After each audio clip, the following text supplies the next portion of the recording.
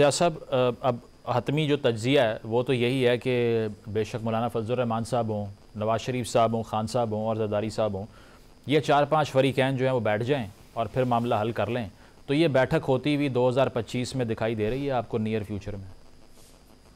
अगर ये लोग बैठ, बड़ा अच्छा ख्याल है, जैसे कि अभी ग्रुप में कहा गया है कि हमारी एक बहुत ही मेजर और उसकी मर्जी की कोई चीजें हो नहीं सकती।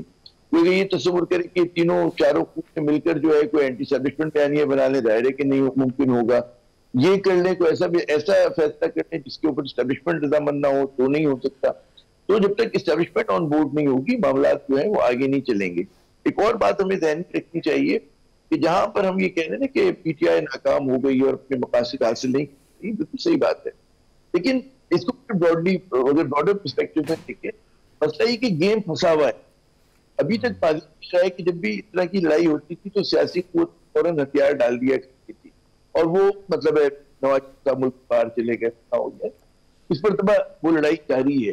तो अगर नाकाम इमरान खान हुए हैं उसी तरह वो लोग भी नाकाम हुए जिस तरह की सियासत को हटाकर बिल्कुल पैक कर दें और वो बिल्कुल इरेलीवेंट हो जाएंगे। अगर वो इरेलीवेंट हो जाते तो मैं और आप इस पर बात नहीं करते और इसके ऊपर डिस्कशन ही ना करते। तो क्योंकि वो इरेलीवेंट है उसका मतलब है कि वो लोग उनको खत्म करना चाह रहे थे, वो भी नाकाम हुए।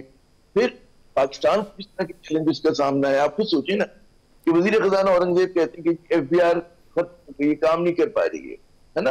अभी कल परसों डेटा आया था कि हमारे जो स्टेट रन ऑर्गेनाइजेशन थे कितना ज्यादा बीट कर रहे हैं। अभी मतलब उठाते चले जाएं तो आपको स्ट्रक्चरल फ्लॉज नजर आएंगे। आपको लगेगा कि जी रियासत जो है, हम कह रहे हैं कि स्टॉक मार्केट बढ़ रही है, लेकिन हम ये बता नहीं पा रहे कि क्यों बढ़ रही है। रियल इकोनॉमी तो बैठी हुई है हमारी, ठीक है। तो बहुत पाकिस्तान जो है पाकिस्तान के लिए एक आजमाइश है, पाकिस्तान ही खाकम बदैन नाकाम ना हो जाए।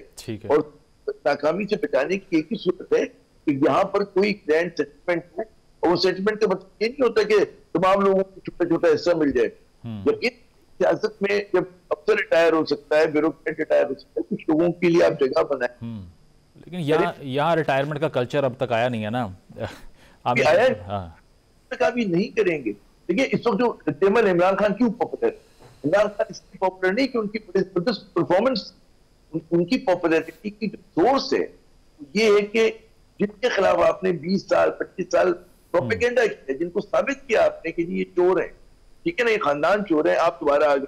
अब लोगों को हजम नहीं हो रही है बात, वो ये कहते हैं कि एस्टैब्लिशमेंट के पार्टनर है वो ईमानदार होने चाहिए। ठीक है, इमरान खान की मोहब्बत नहीं की, ये मैं कहता हूँ रद्देमल है, ये आपने जो बयानिया बनाया था उसका रद्देमल है। और हम ठीक है ठीक है मलिक साहब, ये मुझे छोटी सी बात करनी है इस पे। जी आमिर साहब आप कमेंट कर लीजिए, मलिक साहब के पास जाता हूँ मैं।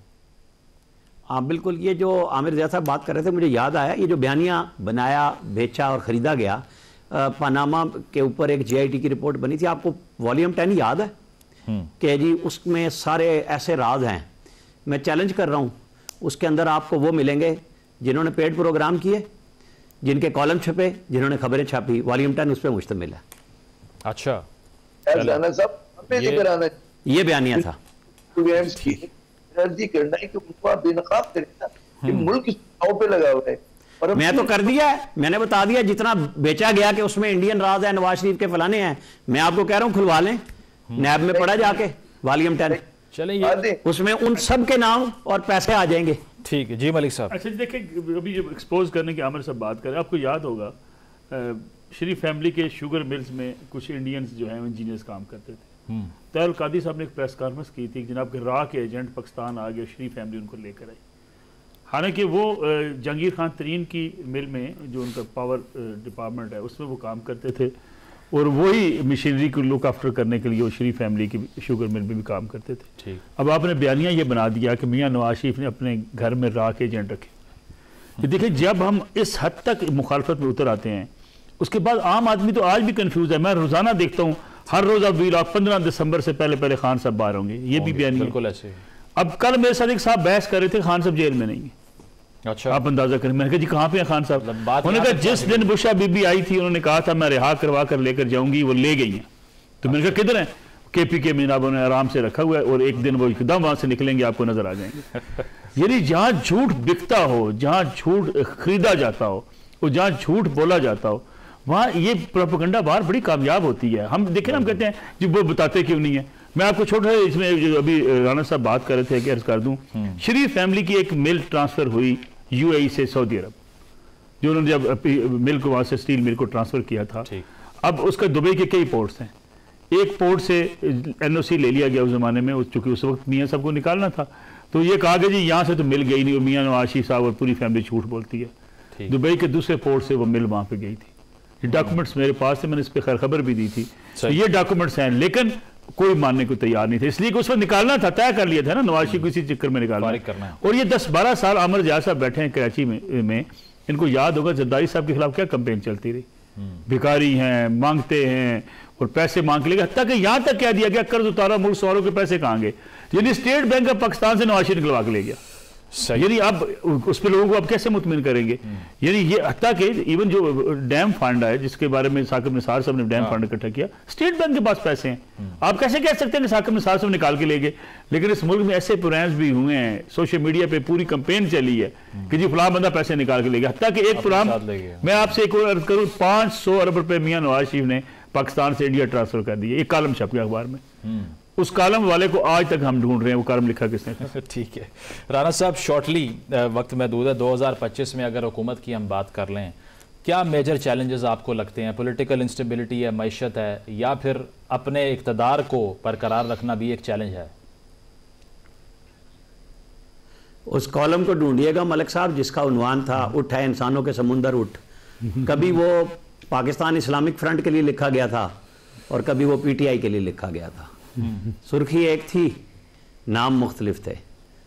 तो 2025 भी इस तरह ही चलना है जी हमारे मुकद्दर में, क्योंकि हमने आपस में तय कर लिया कि हमने ठीक नहीं होना। हमने 77 ईयर्स इसी तरह गुजारे हैं, एक साल और सही, क्योंकि हमने ठीक होना नहीं।